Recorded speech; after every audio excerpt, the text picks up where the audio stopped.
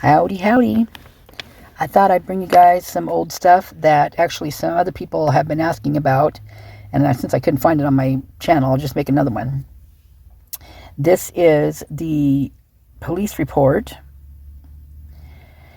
that actually was written on the 15th, but it happened like you saw it on the 13th. So this is, what the heck is that? Hold on. Okay, so he reported it on the 15th, but it happened on the 13th, so that November 13th. So this is from Steve Fry. He is the dad of Kyle, who is also in Sigma Chi. And he's got some interesting photos himself on his Facebook of him hunting coyotes and wolves, I believe. I know for coyotes for sure.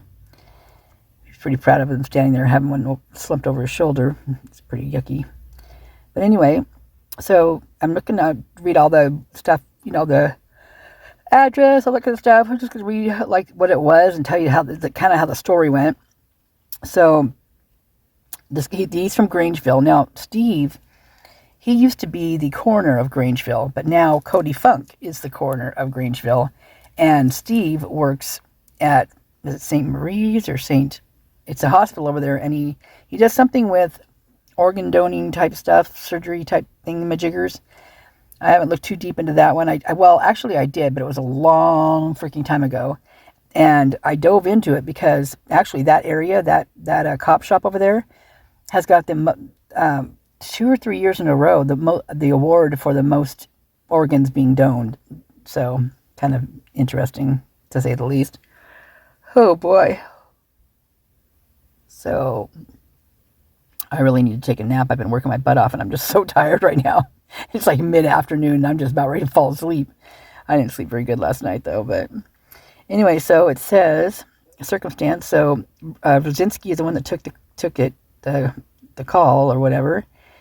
And so it says it was reported 11/21 on 11/15/2022 at 11:21. Now, let me see, clear, no report. So they didn't take a report. Of course they didn't. Let me find someplace here. Hold on. Okay, so it was called in by him on 11:15, and how come it doesn't show it in here? I'm trying to think why it wouldn't show it in here, unless it's down further. It might be. So let me see. See directions field. It was called in as a suspicious, and the responding officer. Nothing to see there. Okay, so this is what it was. So the narrative on here was that the reporting party, which was Steve, reported that a small brain, most likely animal, was on a dumpster by Sigma Chi when he dropped his son off on Sunday, November 13th, 2022. He thought it was odd and wanted it reported. So, like I said, he saw that on the 13th. Now, I don't know if it's because of everything that was happening that he didn't report it. I have no idea why he didn't report it then, because it probably would have been, important to have done that, because it's kind of weird, because now that kind of makes you think. So if you think about this police report, right, it makes me think now, looking back after everything that's gone on, that this was a message to Sigma Chi, not vice versa, but it was a message to Sigma Chi. Now, I don't know if you guys know this, but that house, 1122, has always been known as a Delta house. And from the get-go, it's been a Delta house. And so, being different fraternities, they kind of have their things back and forth. They get a little iffy with each other. And so I'm wondering if this was that message, a message to them. Hey, because Ethan was a Sigma Chi. So why would they put something like that on the dumpster for any other reason but as a you screwed up, you took our house or whatever. I'm not sure exactly how that goes in those situations with these frats, but it seems pretty intense because I've read some things and they're not nice. So anyway, yeah, a small brain from an animal. Now, what animal was it? Now here's one thing that's really gross, and I trigger warning, big time trigger warning. In Linda Lane footage, there's a part in there that makes me just sick to my stomach every time it comes on, and it shocks me every time I hear it. I try to not listen to it, or not even listen to that part, but it sounds like somebody it sounds like they're taking a cat out, is basically what they're doing. And it's a terrible freaking noise. And I'm wondering if that's what this might be from, because like this wasn't just any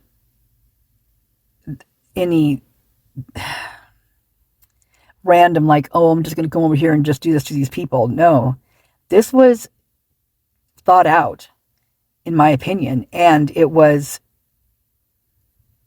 a lot of people had to be involved in it. And it's incredible to me, especially with reports like this. I mean, this type of thing it says something, right? It says something to me.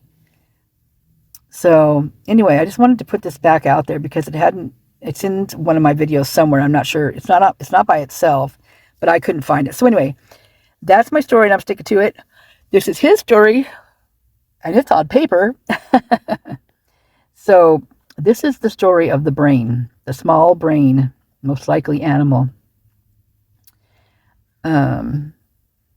There was definitely I feel that there was even more bloodlet that night than they say there was. I truly believe that, because it seemed like such a